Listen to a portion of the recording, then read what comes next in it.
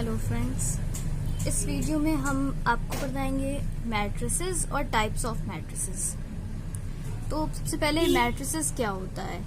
A rectangular array of numbers whether it is real or complex in m rows and n columns is called m cross n matrix। एक rectangular array है जिसमें हम चाहे real या complex कोई भी numbers हम इसमें रख सकते हैं। तो इस पूरे उसको कहते हैं हम मैट्रिसेस। ये m क्रॉस n की कैसे हुई? m रोज हैं इसमें और n कॉलम्स हैं। ठीक है, ये m रोज हो गई और n कॉलम्स हो गई। तो मैट्रिक्स का रिप्रेजेंटेशन ये होता है। अब है इक्वल मैट्रिक्स किसको कहते हैं? To matrices A and B are said to be equal if they are of same order and Aij is equal to Bij। दो मैट्रिक्स को हम इक्वल तब कहेंगे जब उनका ऑर्डर सेम होगा।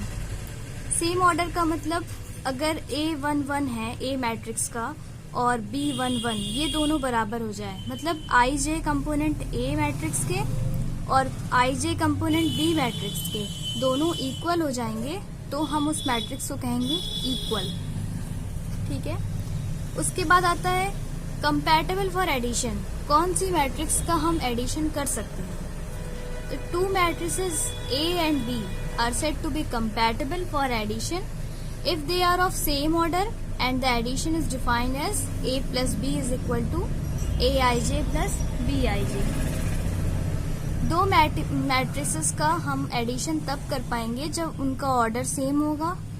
ठीक है, ऑर्डर सेम होगा और उसको हम ऐसे डिफाइन करेंगे Aij plus Bij।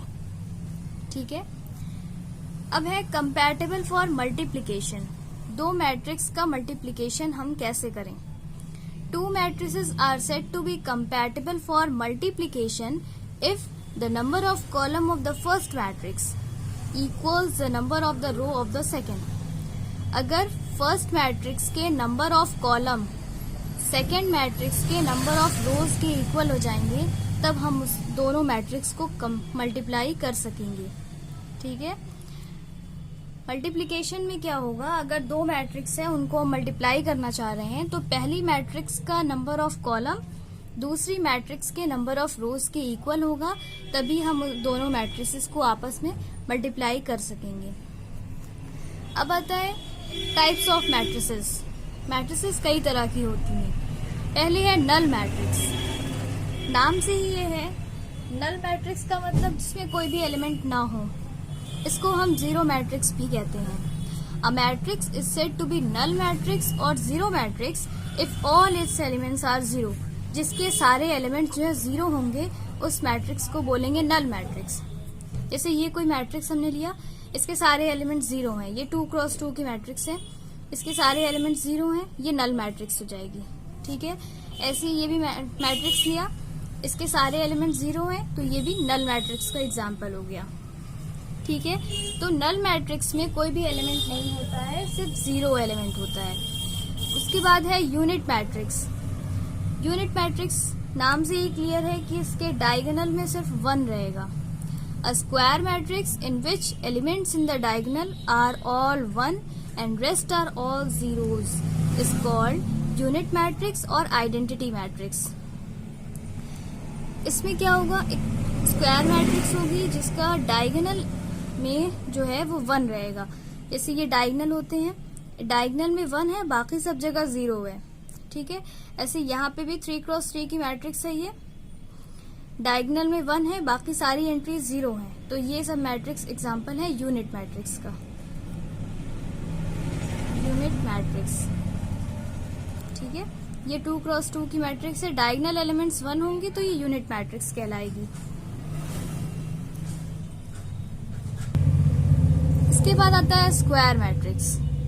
Square matrix क्या होता है? A matrix having same number of rose and same number of columns. वो मैट्रिक्स जिसमें नंबर ऑफ रोज और नंबर ऑफ कॉलम्स इक्वल होंगे वो होगा स्क्वायर मैट्रिक्स। जैसे ये 2x2 की मैट्रिक्स है तो रोज जो है वो 2 है और कॉलम्स भी 2 हैं, तो ये स्क्वायर मैट्रिक्स का एग्जाम्पल हो गया। जैसे एक और एग्जाम्पल ले लें, 1 2 3 3 2 1 4 5 6। तो ये 3x3 का मैट्रिक्स का एग्जाम्पल हो गया। स्क्वायर का मतलब कि नंबर ऑफ रोज और नंबर ऑफ कॉलम्स जो है वो इक्वल होंगे। इसके बाद आता है symmetric matrix. A square matrix A is equal to Aij is called symmetric matrix if A transpose is equal to A। अब A ट्रांसपोज क्या होता है? A ट्रांसपोज ये होता है, जैसे ये कोई मैट्रिक्स A है, अगर हम इसको A ट्रांसपोज निकालें तो जो एलिमेंट्स रो में हों वो कॉलम में चले जाएंगे, जो कॉलम के हैं वो रो में चले जाएंगे। मतलब सिंपली 1 2 3 ऐसे लिखा हुआ रो में, तो हम उसको 1 2 3 कॉलम में कर देंगे। ठीक है, 2 3 4 रो में लिखा हुआ है तो 2 3 4 ऐसे लिख देंगे, 3 4 3 ऐसे लिखा हुआ है फिर 3 4 3 ऐसे लिख देंगे। ठीक है, ये A ट्रांसपोज हो गया। अब कह रहा है कि अगर A ट्रांसपोज A के इक्वल हो जाएगा तो वो मैट्रिक्स सिमेट्रिक मैट्रिक्स कहलाएगी। तो A जो है वो सेम है A ट्रांसपोज के, आप देख सकते हैं। ठीक है, तो यहाँ से क्या निकला? A transpose equal to A। तो इस मैट्रिक्स को कहेंगे, A मैट्रिक्स को यहाँ पे कहेंगे सिमेट्रिक मैट्रिक्स। अगर उसका ट्रांसपोज उस मैट्रिक्स के इक्वल आ जाएगा तो वो मैट्रिक्स जो है वो सिमेट्रिक मैट्रिक्स कहलाएगी।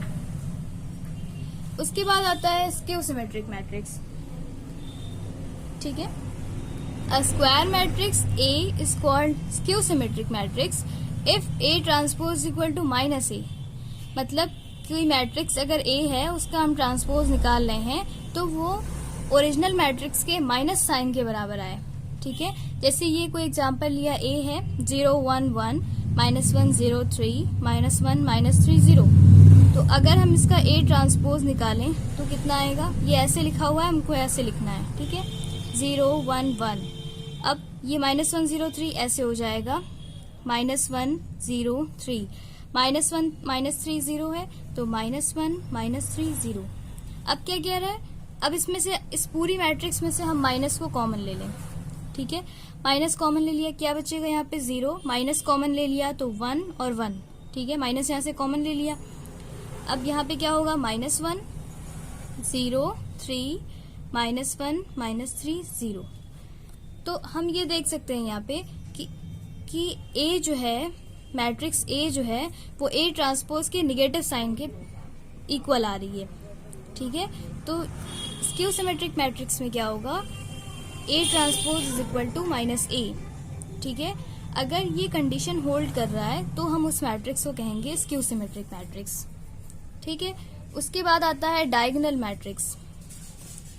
अ square matrix is called diagonal matrix if all its non diagonal elements are 0। अब डायगोनल मैट्रिक्स में क्या कहता है कि डायगोनल एलिमेंट्स जो हैं वो नंबर्स हों, वो नॉन जीरो हों और बाकी सारे जो हैं वो जीरोज हों, तो वो मैट्रिक्स कहलाएगी डायगोनल मैट्रिक्स। ठीक है, यानी इसको हम ऐसे भी कह सकते हैं कि Aij इज इक्वल टू 0। मतलब ये सेम एलिमेंट जो है वो 0 होगा। जैसे A11 0 हो गया, A11 नॉन जीरो हो गया, non zero, A22 non zero हो गया। ठीक है, जो सेम होंगे वो नॉन जीरो होंगे, बाकी जो है वो सारे डायगोनल को छोड़ के सारे एलिमेंट जो है वो 0 एंट्रीज के होंगे। ठीक है, ये डायगोनल हो गए हमारे। डायगोनल जो है वो नॉन जीरो होंगे और नॉन डायगोनल जो है वो 0 हो जाएंगे। तो इस मैट्रिक्स को कहेंगे डायगोनल मैट्रिक्स। इसके बाद है ट्रायंगुलर मैट्रिक्स। अब ट्रायंगुलर मैट्रिक्स दो तरह की होती है, अपर ट्रायंगुलर और लोअर ट्रायंगुलर। अपर ट्रायंगुलर क्या होता है? डायगोनल के नीचे वाले सारे एलिमेंट 0 होंगे, वो मैट्रिक्स कहलाती है अपर ट्रायंगुलर मैट्रिक्स। डायगोनल के सारे नीचे वाले एलिमेंट 0 होंगे और डायगोनल के ऊपर वाले एलिमेंट्स होंगे। ठीक है, डायगोनल के नीचे वाले एलिमेंट सारे 0 होंगे तो वो मैट्रिक्स कहलाती है अपर ट्रायंगुलर मैट्रिक्स। ठीक है, और लोअर ट्रायंगुलर मैट्रिक्स क्या होती है? डायगोनल के ऊपर वाले सारे एलिमेंट्स 0 होंगे, ये सारे 0 हैं तो ये कहलाएगा लोअर ट्रायंगुलर। अपोजिट होता है लोअर ट्रायंगुलर मैट्रिक्स। ठीक है, डायगोनल के ऊपर वाले एलिमेंट अगर 0 हुए तो लोअर ट्रायंगुलर मैट्रिक्स, डायगोनल के नीचे वाले एलिमेंट्स अगर 0 हुए तो अपर ट्रायंगुलर मैट्रिक्स। इसके बाद आता है हर्मिशियन मैट्रिक्स। हर्मिशियन मैट्रिक्स क्या होता है? A square matrix on a complex number अब हर्मिशियन मैट्रिक्स में ये कंडीशन लगा दी गई है कि कॉम्प्लेक्स नंबर्स पे होगा तब जब वो इस कंडीशन को होल्ड करेगा, यानी ए ट्रांसपोज का अगर हम कॉन्जुगेट निकालें तो वो ओरिजिनल मैट्रिक्स के इक्वल आए। ठीक है, तो जैसे ये मैट्रिक्स है, मान लीजिए ये मैट्रिक्स ए है, ठीक है, इसका हम ए ट्रांसपोज निकाल रहे हैं। ए ट्रांसपोज में क्या होगा, पहले 1 2 माइनस 3i 3 प्लस 4i, मतलब जो रोज हैं वो कॉलम हो जाएंगी।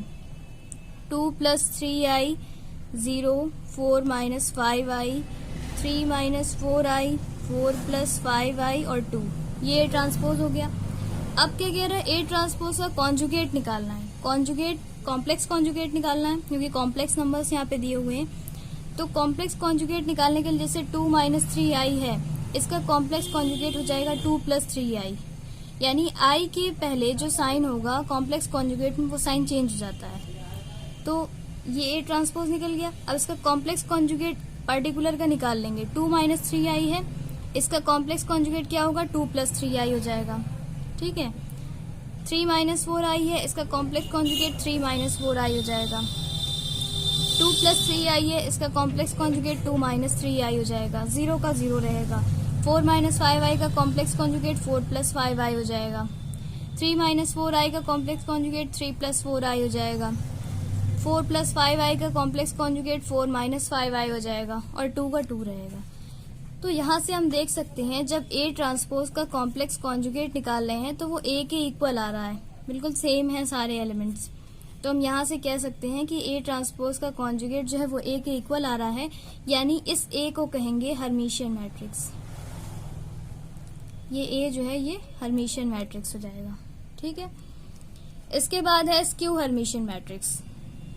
ठीक है, a square matrix on complex numbers is called skew Hermitian matrix if A transpose conjugate is equal to minus A। जैसे अगर ये मैट्रिक्स A है, इसका हम पहले A ट्रांसपोज निकालें, क्या होगा, 2 minus 2i minus 2 2i minus 2 और 0, ये A ट्रांसपोज हो गया। अब इस A ट्रांसपोज का कॉन्जुगेट निकालें, 0 माइनस 2i माइनस 2 का कॉन्जुगेट क्या होगा, 2i माइनस 2। सिर्फ i के पहले जो सिंबल होगा बस वो चेंज होगा, ये नहीं, ये रियल नंबर्स का नहीं होगा, सिर्फ कॉम्प्लेक्स नंबर में चेंजिंग होगी।